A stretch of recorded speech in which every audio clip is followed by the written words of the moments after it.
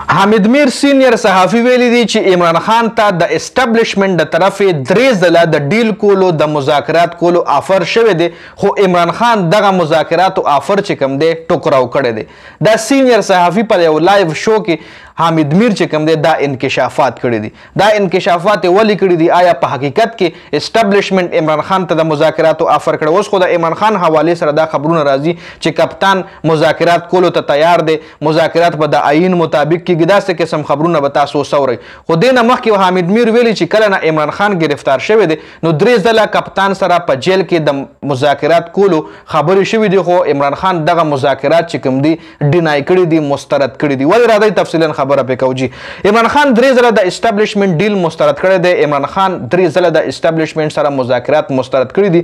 دا دعوه سینیر صحافي حامد میر کړې ده. دا خبره حامد میر د عمران خان هغه مخالفینو حوالې سره کړې ده کوم مخالفینو به چې دا ویل عمران خان ډیل ته تیار شو، کپتان به ډیل کوي، یا کم چې وایي چې کپتان اسټبلشمنټ ته ډیل پیغام ورکړی دی خو اسټبلشمنټ به عمران خان سره ډیل وکړي که نه. دا هغه مخالفینو ته حامد میر یو پیغام جاری کړی دی. حامد میر نه په یو لایو شو کې پوښتنه وشوه چې عمران خان مذاکرات حوالې سره تاسو څه رای لرئ؟ نو حامد میر ورته ویلي که چېرې زه حقیقت تاسو ته ووایم نو کیدای شي په دې حقیقت مانه ډېر خلک خفه هم شي، ډېر خلک ناراضه هم شي، خو حقیقت خبره دا ده چې کپتان ته په جیل کې 3 ځله د اسټبلشمنټ مذاکرات شوي دي، خو اسټبلشمنټ د مذاکرات چې کوم دی کپتان په جیل کې 3 ځله مسترد کړي دي.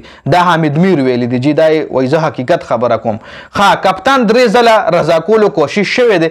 کم وخت نه چې عمران خان جیل ته تللی دی نو 3 ځله هغه سره د مذاکرات کولو کوشش شوی دی، خو کپتان ورته ویلي دي چې د ستاسو خبره زه نه منم، ځکه چې زه که چېرې ما ډیل وکړو، ما مذاکرات وکړل نو ما نه به خپل چې کم کارکنان دي یا زما چې کم پاکستانیان دي او ما نه څه امید لري نو هغوی به ما نه ناراضه شي، هغوی به د ما په دغه باندې ډساپوینټډ شي او زه خپل کارکنانو سره او پاکستانیانو سره غداري نه کوم.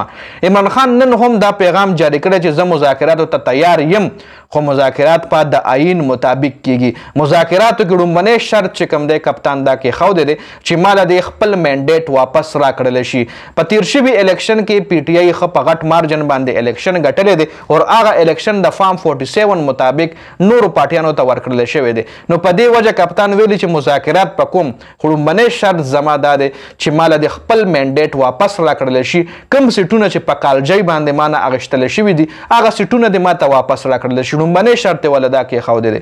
نو مطلب اوس که یو کس ډیل کوي نو خو شرطونه نه کیدي، هغه بیا د نورو خلکو شرطونه مني وروره.